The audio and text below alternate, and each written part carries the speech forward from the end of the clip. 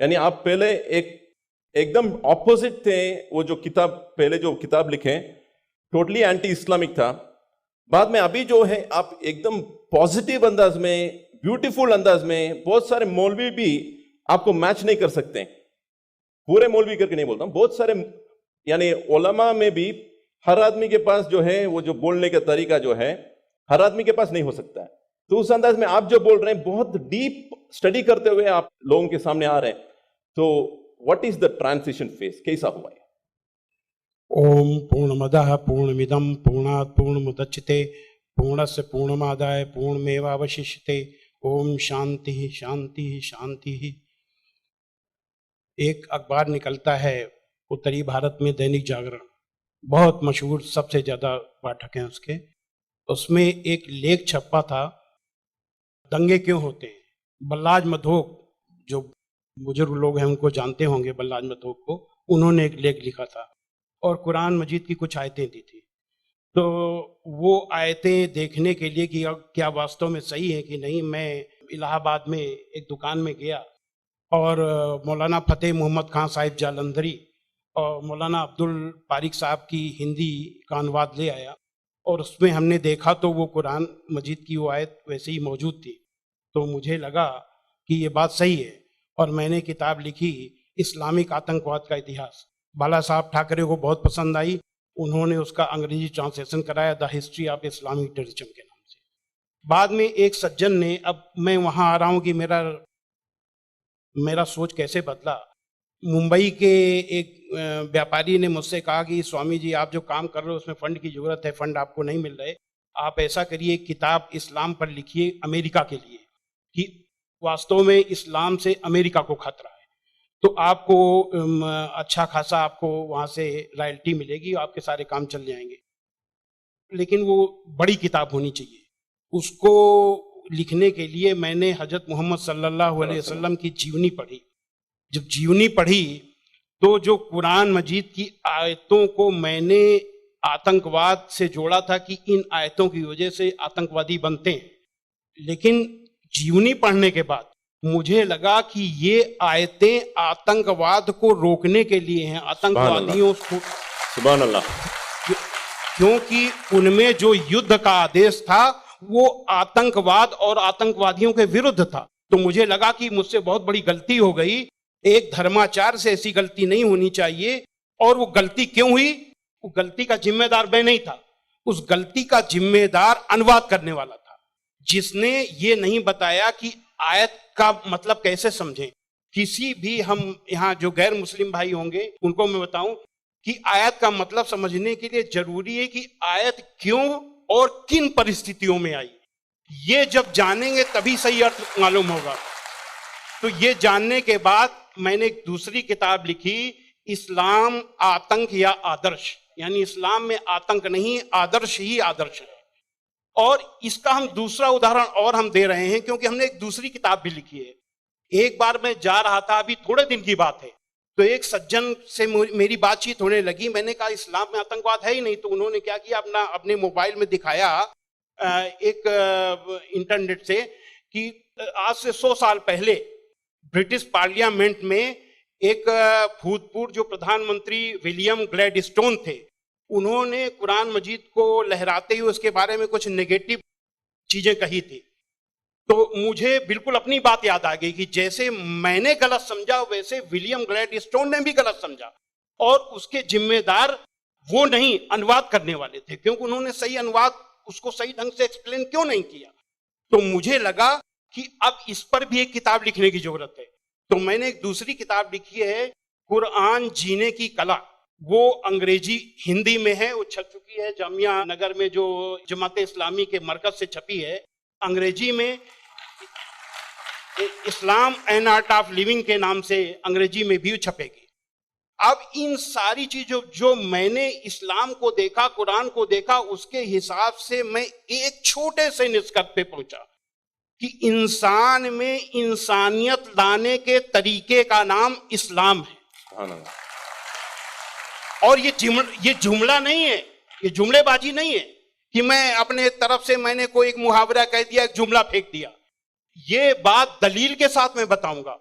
और मैंने दलील के साथ देखा है, ये इंसानियत के दुश्मन है। काम, क्रोध, मद, लोभ, मोह, ये दुश्मन है। और कुरान मजीद में इन सब के लिए बहुत ही बड़ी बुराई बताया गया है और रोक लगाई गई है। पहले एक चीज हम काम को ले लेते हैं। काम यानी कि किसी भी महिला को, किसी भी औरत को अपनी बीबी को छोड़ करके और दुनिया की जितनी महिलाएं हैं उनको अपनी मां, बहन, बेटी समझना, ये कुरान में बहुत ही सख्ती से पालन करने के लिए कहा गया है। अभी तक आप लोगों ने देखा होगा कि जो गैर मुस्लिम भाई हो सुने कि किसी भी मर्द को देख करके औरत को अपनी निगाहें नीची कर लेना चाहिए, लेकिन कुरान का क्या हुक्म है?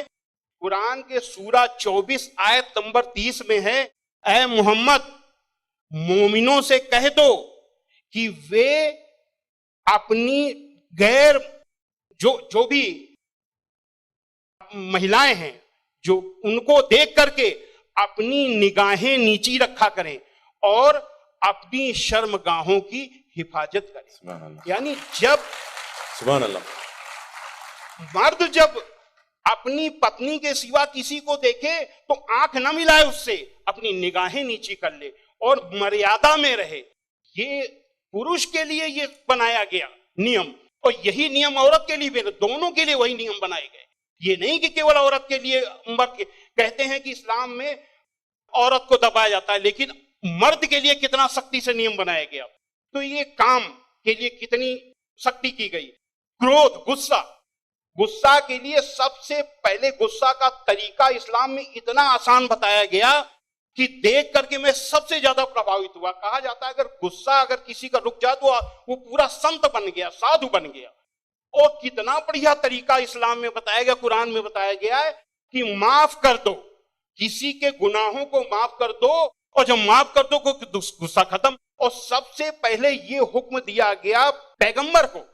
सूरा 7 आयत नंबर 199 में हुक्म आया कि ऐ मोहम्मद माफी का तरीका अपनाओ और भलाई का हुक्म देते रहो और अज्ञानियों से किनारा कर लो। सबसे पहला माफी का हुक्म अगर आया तो अपने पैगंबर के लिए आया। और ऐसे लोगों को क्या कहा गया? सूरा 3 आयत नंबर 134 में अल्लाह का हुक्म है कि जो लोग तंगी और खुशहाली की हर हालत में अच्छे से अच्छा काम करते हैं और गुस्से को रोकते हैं और लोगों के गुनाहों को माफ करते हैं, तो अल्लाह ऐसे लोगों को पसंद करता है जो ऐसे अच्छा से अच्छा काम करते हैं। हजरत मोहम्मद सल्लल्लाहु अलैहि वसल्लम पर कुरान उतरी, उतरने के बाद आपके दिल में उतर गई, दिल में उतरने के बाद आपके कर्मों में उतर गई।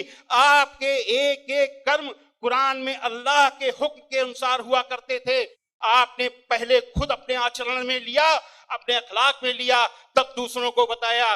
फतेह मक्का के दिन वो अबू सुफियान जो आपके खिलाफ मक्का की एक एक लड़ाई में आपका के खिलाफ नेतृत्व करते थे, जब वो सामने पड़े फतेह मक्का के दिन, तो हजरत मोहम्मद सल्लल्लाहु अलैहि वसल्लम ने कहा कि आज अबू सुफियान को माफी, और जो अबू सुफियान के घर में दाखिल हो जाए उसे भी माफी।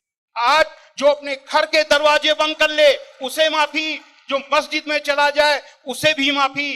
अब आप सोचिए, जिस मक्का में कदम कदम पे आपका विरोध था, कदम कदम पे आपके रास्ते पे रोड़े अटकाए गए, और जो 10,000 लोगों की फौज के साथ आप जब पहुंचे तो किसकी हिम्मत थी कि सामने होता? सारे के सारे लोग छिप गए। जब हजरत मोहम्मद सल्लल्लाहु अलैहि वसल्लम ने देखा कि कोई नहीं दिखाई दे रहा, तो बहाना बनाया माफी देने का। ये बहाना क्या बनाया कि जो यहां चला छुप जाए उसे माफी, जो वहां छुप जाए उसे माफी, जो वहां छुप जाए उसे भी माफी। यानी किसी न किसी बहाने सबको माफी, माफी, माफी और माफी। माशाल्लाह। स्वामी जी, आपको रोकना मेरे दिल में क्या है, ख्वाहिश तो नहीं है, मगर मैं पैनल डिस्कशन कंडक्ट कर रहा हूं अभी, इसलिए आपसे एक सवाल भी मैं करूंगा। मैं समझ रहा हूं आपके जो रिसर्च बहुत डीप है, बहुत डीप है, फिर भी एक सवाल मैं आपसे पूछना चाहूंगा। अभी आपको ये रिसर्च होने के बाद क्या आपको ये लग रहा है कि मुसलमान जो आजकल के बहुत सारे मुसलमान जो है वो खुद जितना आपने रिसर्च किए, अक्सर लोग रिसर्च नहीं करें, क्या ये एक वजह हो सकता है? मेरे हिसाब से मैंने जो जो भी मसाइल यानी समस्याएं दुनिया में देखी हैं, उन सारी समस्याओं का पॉजिटिव हल कुरान मजीद में मौजूद है। बस देखने की जरूरत है। जो ईश्वरी किताबें होती हैं वो बहुत ही रहस्यमयी होती हैं, उनको समझना आसान काम नहीं है। उसके लिए तन और मन दोनों की पवित्रता चाहिए। केवल शरीर नहाया धोया ना हो, केवल शरीर की को पाक करने की ही केवल जरूरत नहीं है, मन को भी पाक करने की जरूरत है। जब शरीर और मन से पाक होकर के आप देखेंगे तो उसका रहस्य समझ में आएगा। आपकी हर समस्या का हल कुरान मजीद में मिल जाएगा। और उसी नजरिए से आज का मुसलमान कुरान मजीद को नहीं देख रहा, इसीलिए समस्याएं पैदा हो रही। Thank you